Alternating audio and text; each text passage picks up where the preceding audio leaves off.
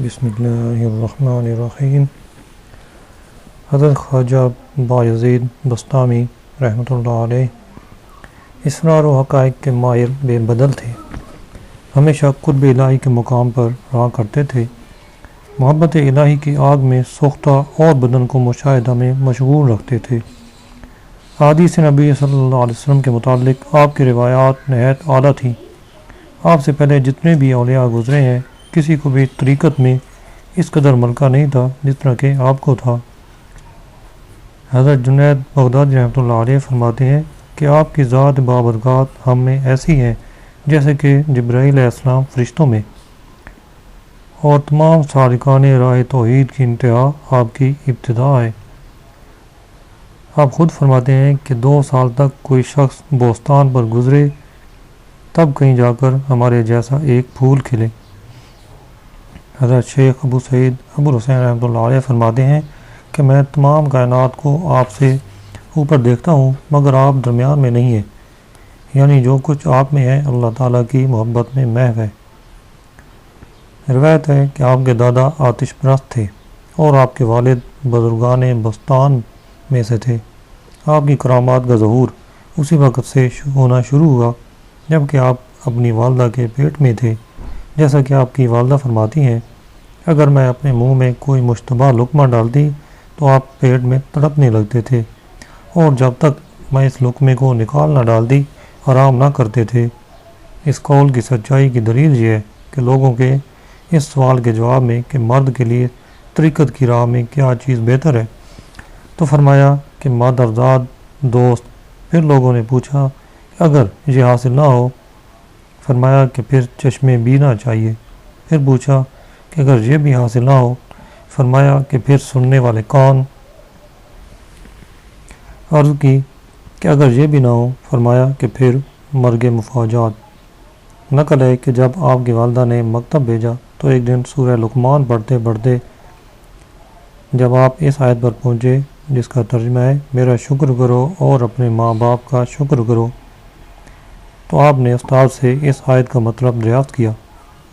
مطلب معلوم ہونے پر آپ کے دل پر بڑا اثر ہوا اور استاد سے درخواست کی کہ مجھے گھر جانے کی اجازت دے تاکہ میں اپنی والدہ کی خدمت میں کچھ عرض کراؤں۔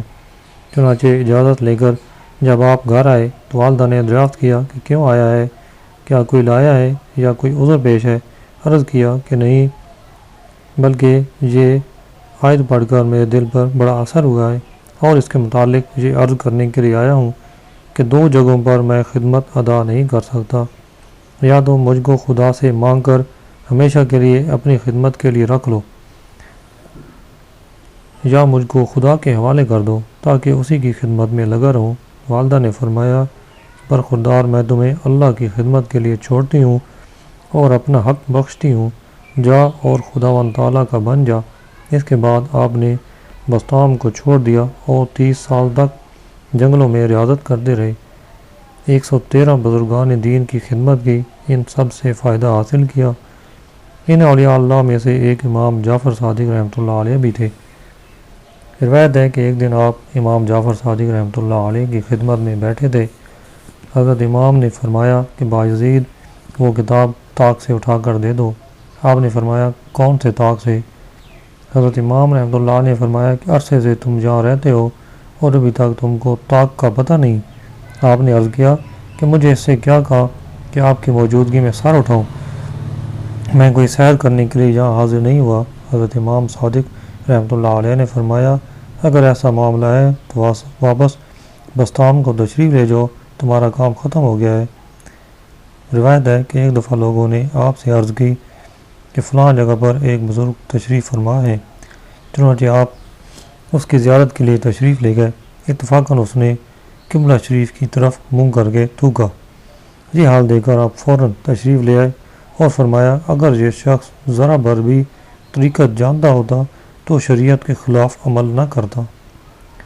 نقل ہے کہ آپ کے گھر سے تقریباً 40 قدم کے فاصلے پر مسجد تھی۔ جب آپ مسجد کی طرف جاتے تو راہ میں نہ تھوکتے۔ نقل ہے کہ ایک دفعہ حج کے سفر میں آپ نے اپنے اونٹ پر اپنا اور اپنے مریدوں کا اسباب لاد رکھا تھا۔ ایک شخص نے دیکھ کر کہا غریب بے زبان جانور پر اس قدر بوجھ لاد رکھا ہے اور یہ ظلم ہے۔ آپ نے اس کی طرف مخاطب ہو کر فرمایا کہ ذرا آنکھ کھول کر دیکھو، بوجھ اونٹ پر نہیں ہے۔ جب اس نے دیکھا تو تمام بوجھ اونٹ کی پشت سے ہاتھ بھر اونچا تھا۔